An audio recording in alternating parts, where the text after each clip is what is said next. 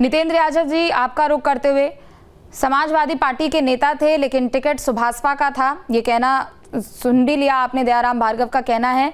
लेकिन बार बार अब सवाल यही है कि लोगों को चुन चुन के, आप लोग कह रहे थे कि लोगों को चुन चुन के, एक विशेष वर्ग को चुन चुन कर उनके खिलाफ कार्रवाई करवाई जा रही है, लेकिन ये फैसला कोर्ट का है। क्या प्रतिक्रिया है आपकी इस पर? जी धन्यवाद।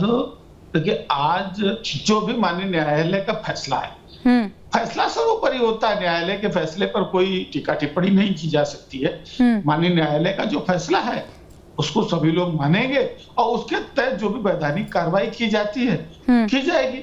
अब ये देखना है कि सरकार इस पर कितनी गति पकड़ती है, क्योंकि बहुत सारे मामले हमने देखे। इनके रामदुलार गौड़ को सजा हुई थी तो 4-6 महीने तक कोई बात ही नहीं हुई थी। सैनी थे, 4-6 महीने तक कोई प्रक्रिया नहीं हुई थी। और जैसे अभी आपने जिक्र किया था राहुल गांधी का, तो इधर फैसला टाइप हुआ था और उसकी कॉपी भी हो गई और सारा चीज गुजरात से दिल्ली और दिल्ली से पार्लियामेंट और पार्लियामेंट से सुबह तक फैसला हो गया था। तो ये तो सरकार पर निर्भर करता है कि किस गति से कौन सी प्रक्रिया होती है, उसके अनुसार आगे लोग करेंगे। और वो हमारी पार्टी के विधायक नहीं है, सही बात है। अब बाकी रही बात राजनीति में किसके किससे रिश्ते होते हैं, कौन किस पार्टी से चुनाव लड़ता है, कब पार्टी छोड़ के भाग जाता है, विपक्ष उसको क्या कहता है। राजभर जी अभी इन्होंने पूरी लिस्ट गिना दी। पहले यही बस सुभाषपा के प्रवक्ता हमारे साथ बहुत लंबे समय बैठते हैं, तो ये गिनाया करते थे, मैंने इस जात को टिकट दिया, इस जात को दिया, राजभर को दिया, चौहान को दिया, अरगवंशी को दिया, फलान। अब इन्होंने और समाजवादी पार्टी ने क्या किया, आज वही सारे नेताओं के नाम हमारी पार्टी में गिना रहे हैं कि इनकी टिकट तो समाजवादी पार्टी के नेता थे। तो अच्छी बात है, वो जो कह रहे हैं वो बाद में स्वीकार करता हूँ, वो सारे हमारी पार्टी के नेता हैं और हमारे साथ जुड़े रहे। हम पिछड़ों की बात करने वाले लोग हैं और सबका सब जो जिसकी जितनी हिस्सेदारी उसकी उतनी भागीदारी की बात करने वाले लोग हैं। जो फैसला माननीय न्यायालय का है उसको माना जाएगा और सबको मानना भी चाहिए, और सरकार को अपने तरीके से जो कार्रवाई करनी वो कार्रवाई करेगी। इस पर समाजवादी पार्टी का कोई हस्तक्षेप नहीं है। ठीक है निखिल, एक बार फिर से आपका रुख करते हुए, चूंकि देखिए अब्बास अंसारी के खिलाफ कितने साल की सजा होगी, क्या फैसला होगा, इसे लेकर सुबह से ही लोगों की नजरें टिकी हुई थी। लेकिन इस पूरे 2 से ढाई साल के अगर हम इस टाइमलाइन को देखते हैं, 3 मार्च को उनकी ओर से विवादित बयान दिया जाता है, खुले मंच से वो कहते हैं कि 6 महीने तक किसी का भी तबादला नहीं होगा, कोई अधिकारी कहीं नहीं जाएगा, पहले हिसाब किताब होगा, उसके बाद उनकी जवाबदेही तय की जाएगी। लेकिन दूसरी तरफ अगर हम देखते हैं, चाहे वो किसी भी पार्टी का कोई क्यों ना नेता रहा हो, और सिर्फ ये एक पहला मामला नहीं है विधानसभा चुनाव के मामले में अगर हम देखें तो उत्तर प्रदेश में 2022 में जब विधानसभा चुनाव हुए, बीजेपी दोबारा से चुन के आती है, तो हमने देखा कि कई लोगों के खिलाफ हेट स्पीच का भी मामला दर्ज हुआ था और अभी तक कई मामलों में सुनवाई चल रही है। किसी को लेकर कभी किसी दिन कोई सुनवाई होती है, कभी कोई फैसला सुरक्षित रख लिया जाता है।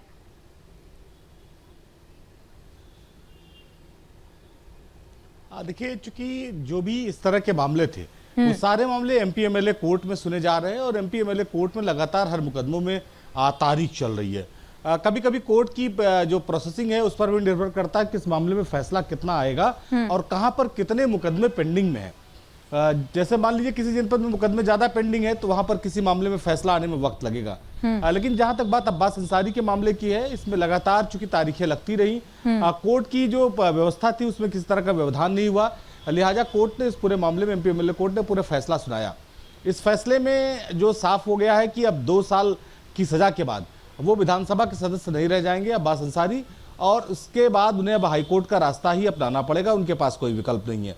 तो ये जो समीकरण कम से कम दिखाई पड़ा है। इसके बाद जो राजनीतिक गलियारा है उसमें बहुत चर्चा शुरू हो गई है कि अब तो ओम प्रकाश राजभर को एक नया उम्मीदवार भी ढूंढना पड़ेगा। भारतीय जनता पार्टी उन्हें ये सीट वापस आप इस नए गठबंधन में देगी नहीं देगी, और जब देगी तो मान लीजिए पिछली बार जब चुनाव इस सीट पर हुआ था तो अब्बास अंसारी चूंकि समाजवादी पार्टी के नेता, लंबे समय तक उनके परिवार के लोग रहे, समाजवादी पार्टी से संबंध रहा है, तो समाजवादी पार्टी का वोट भी ट्रांसफर हुआ था।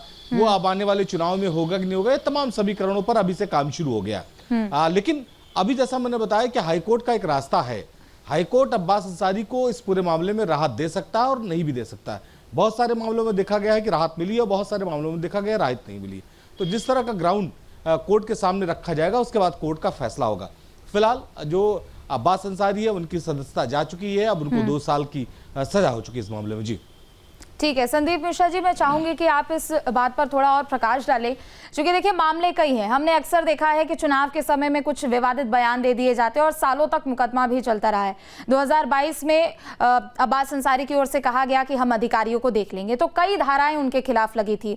लोक सेवा में बाधा बनने का हो, चाहे फिर चुनाव प्रक्रिया में बाधा बनने का हो, सरकारी अफसरों को धमकाने का मामला हो, या फिर पूरे तरीके से षड्यंत्र करने का मामला हो, कई धाराएं उनके खिलाफ लगी है और उनके तहत पूरे कोर्ट की ओर से टिप्पणी भी की गई है। इसके अलावा उनके खिलाफ कई ऐसे मामले चल रहे हैं।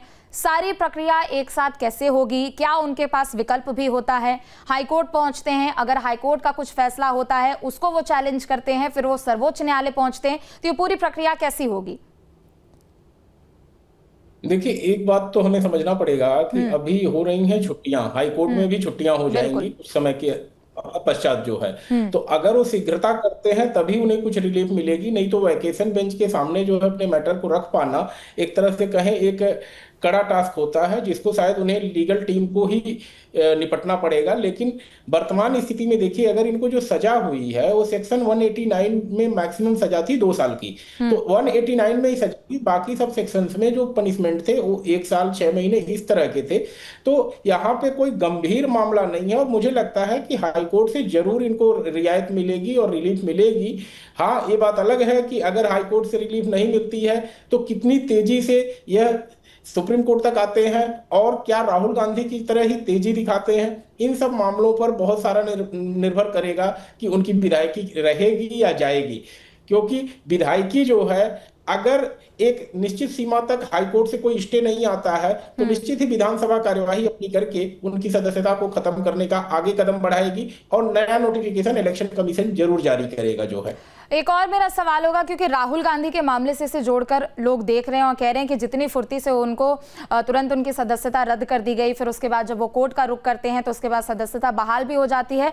हालांकि राहुल गांधी के खिलाफ हमने देखा कि 1 नहीं 2 नहीं बल्कि अलग अलग राज्यों में जहां जहां पर वो बयान देने के लिए पहुंचे थे, प्रचार प्रसार करने के लिए पहुंचे थे, सभी लोगों की तरफ से उनके खिलाफ मुकदमा दर्ज कराया गया था। लेकिन अब्बास अंसारी के अगर हम मामले में देखते हैं, सब इंस्पेक्टर गंगाराम बिंद की ओर से ये पूरा मुकदमा दर्ज कराया गया था।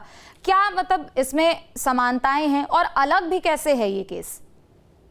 नहीं, देखिए यहाँ पर 2 चीज अलग है। पहली बात तो ये है कि आपने इलेक्शन प्रोसेस को जो है डिस्टर्ब करने की कोशिश की। दूसरी, ऑन ड्यूटी पब्लिक सर्वेंट को आपने जो है थ्रेटनिंग करी और इंटिमिडेशन किया। तो ये सारे माना की सजा इसमें कम है, लेकिन जो मामला है वो बहुत गंभीर है। और ऐसी स्थिति में मुझे थोड़ा सा लगता है कि हाईकोर्ट दूसरी तरफ भी करवट बदल सकती है और ऐसी स्थिति में राहुल गांधी से इसकी तुलना नहीं की जा सकती, क्योंकि यहाँ वीडियो फुटेज भी लोगों के सामने आ गए।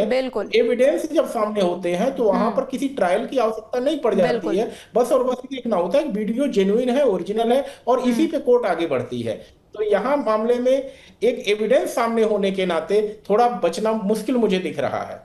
ठीक है, दयाराम भार्गव जी, आपका रुख करते हुए, क्योंकि समाजवादी पार्टी के प्रवक्ता को आपने सुना, उन्होंने कहा कि आपने एक लंबी चौड़ी लिस्ट गिना दी और कहा कि जब 2022 में विधानसभा चुनाव का समय आया था तो आप लोगों की भी ओर से एक लंबी चौड़ी लिस्ट दी गई थी, फहरिस्त की गई थी कि इस जाति का यहाँ पर वोट मिलेगा, यहाँ पर मिलेगा, और समीकरण भी अब बनने लगे हैं, क्योंकि अब उम्मीद यही है कि ये सीट रिक्त घोषित हो जाएगी और उसके बाद चुनाव की प्रक्रिया हो जाएगी। लेकिन अगर कीचड़ समाजवादी पार्टी पर उछले हैं तो कहीं ना कहीं उनकी छींटें आप तक आ रही है। अब ऐसा तो नहीं कर सकते हैं कि आपने मीठा मीठा गप गप कर लिया, कड़वा कड़वा थू थू कर दिया कि अब तो आपका समाजवादी पार्टी से कोई नाता ही नहीं है। देखिए प्रीति जी, मैं इतना बताना चाहूंगा कि जिस समय 2022 का चुनाव था, हमारी पार्टी के संसदीय बोर्ड की बैठक थी, तो उस संसदीय बोर्ड का मैं भी सदस्य रहा, 21 का कोर कमेटी का मैं मेंबर रहा। जब इस बात की चर्चा हो रही थी, आदरणीय नेता ओम प्रकाश राजभर ने जिन जिन सीटों को लेके अपने नेताओं को, जहां जहां वंचित शोषित समाज, पिछड़ा समाज की बात थी और अल्पसंख्यक के जो वंचित पायदान पिछड़े समाज के लोग थे, जिसे आप उसको समझ लीजिए, तो वो चीजों को लेकर के एक लिस्ट जो है श्री अखिलेश यादव को दिया गया था कि हमारे नेता यहाँ यहाँ है, इस समाज का इतना इतना वोट है, इनको अगर टिकट दिया जाए तो हम सरकार बना लेंगे। तो श्री अखिलेश यादव जी हाँ हाँ करते रहे, लेकिन उस वंचित समाज को, शोषित समाज को, अति पिछड़ा समाज को इन्होंने देने का काम नहीं किया। अंतोगत्ता जब 2-4 दिन रह जाता था तो वहां से सीधे एक डाल करके और वो हाई कर देते थे कि वहां से चुनाव लड़ेगा नेता। अब हम गठबंधन में थे, चाहते हमने कहा था और आदरणीय नेता ओम प्रकाश राजभर ने श्री अखिलेश यादव से कहा था मंचों से कि हम आपके साथ में, अगर सपा हमें अखिलेश यादव जी एक भी सीट नहीं देंगे तब भी हम गठबंधन में बने रहेंगे। तो हम तो इनकी उन चीजों को निभाने का काम किए, ये नहीं कह सकते। अगर आदरणीय नेता ओम प्रकाश राजभर का श्री अखिलेश यादव ने कहना माना होता तो तस्वीर उत्तर प्रदेश की कुछ और होती प्रीति जी। जो आज तस्वीर वो तस्वीर नहीं होती। गठबंधन धर्म का मतलब होता है कि जिसको आप सहयोगी के तौर पे जो सीटें आप दे रहे हैं उन सीटों पे वो स्वेच्छा से अपने नेताओं को, अपने पदाधिकारी को जिसको चाहे लड़ा सकते हैं, वो गठबंधन धर्म है। ये गठबंधन धर्म नहीं है कि आप सीट भी दे रहे हैं और नेता भी अपना चुनाव लड़ा रहे थे। ये कौन सा गठबंधन धर्म है? ठीक है, जवाब दीजिए इस पे नितेंद्र यादव जी। वो कह रहे हैं कि आप लोगों ने अपने टर्म्स एंड कंडीशन के हिसाब से उस वक्त गठबंधन किया था, आपने अपनी सीट भी चुनी, बहुत मुस्कुरा रहे हैं आप, आपने अपनी सीट भी चुनी, अपने लोगों को भी वहां पर लड़वाया, और उसके बाद मतलब अब आप उन पे दोष मढ़ रहे हैं। कहने का काम कि अब पूरा किया धरा जो है वो ठीक रहा, अब आप लोग सुभाषपा के ऊपर फोड़ रहे हैं, लेकिन लोग तो आपके ही थे, टिकट बेशक सुभाषपा का था। नहीं, मैं बिल्कुल सुभाषपा पे कोई ठीकरा नहीं फोड़ रहा हूं। मैं कोई सुभाषपा का, देखिए इन्होंने जो नाम बताया इसमें बहुत सारे तो सुभाषपा के पहले से पदाधिकारी थे। अर्घवंशी जिसकी बात करें वो इनका पदाधिकारी नहीं था, प्रदेश का अध्यक्ष था। अब यह उस अर्घवंशी को भी बता रहे हैं कि हमारा आदमी था। अगर हमारे आदमी से इनकी पार्टी चल रही थी तो इससे ज्यादा और शर्मसार क्या बात है। रही बात पिछड़े समाज के तमाम सारे नेताओं को उस समय जो लिस्ट इन्होंने दी थी उस पर आपसी सहमति से टिकट दिए गए थे। अगर अब आज ये गठबंधन धर्म बता रहे हैं, अगर इनको पसंद नहीं थे कैंडिडेट, वो अगर कैंडिडेट हमारे थे तो इनको हमारे साथ नहीं लड़ना चाहिए। जैसे आज छोड़ के चले गए ऐसे उसी समय छोड़ देते, क्या समस्या थी? ये कोई बात नहीं थी। लेकिन आज चूंकि अब ये दूसरे दल के साथ हैं तो ये भारतीय जनता पार्टी के प्रवक्ता की हैसियत से बात किया करते हैं। और ये ठीक है कि हमने जिनको टिकट दी गठबंधन में जो हमारे साथ थे, हमने पार्टी के प्रवक्ता की हैसियत से बात किया करते हैं। और ये ठीक है कि हमने जिनको टिकट दी गठबंधन में जो हमारे साथ थे, हमने उनको चुनाव लड़ाया, सुबह उन्हीं सीटों में जीते और हार। आज मैं अभी कह रहा हूँ, चैलेंज कर रहा हूँ, अगर ये सीट हार जाए, ये अभी सदस्यता अब्बास की चली जाए, यहाँ समाजवादी पार्टी कैंडिडेट देगी, सुभाषपा अपना कैंडिडेट लेके आए और देखते हैं जरा ये कैसे चुनाव जीतते हैं। लेकिन वो तो कह रहे हैं कि आप लोग पीडीए का हल्ला मचाते हैं, लेकिन पीडीए के तहत आप लोग किसी को टिकट देते नहीं है, वो कह रहे हैं। दयाराम भार्गव जी जिनको दिया था ये कौन लोग थे? जितनी लिस्ट नाम इन्होंने गिनाए, जितने नाम गिनाए इनमें से जरा एक नाम बता दीजिए कौन पीडीए नहीं है।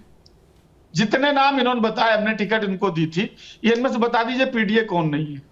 ठीक है, चलिए ठीक है। आप सभी मेहमानों का बहुत बहुत शुक्रिया। निखिल, आपका भी तमाम जानकारी देने के लिए बहुत बहुत शुक्रिया। तो अब्बास अंसारी को हेट स्पीच के मामले में 2 साल की सजा सुनाई जा चुकी है और विधायकी को लेकर अब संशय बरकरार है। हालांकि कयास अब यही लगाए जा रहे हैं कि विधायकी अब उनकी जा चुकी है और आगे की जो प्रक्रिया है राजनीतिक पार्टियों के लिहाज से वो भी शुरू हो चुकी है। जहाँ भक्ति है हर शब्द में, कथाओं में छिपे हैं दिव्य रहस्य और ज्योतिष देता है जीवन को दिशा। धर्म से जुड़ी हर बातों को जानने के लिए हमारे चैनल स्तुति को सब्सक्राइब करें। चैनल पर जाने के लिए इस लिंक पर क्लिक करें।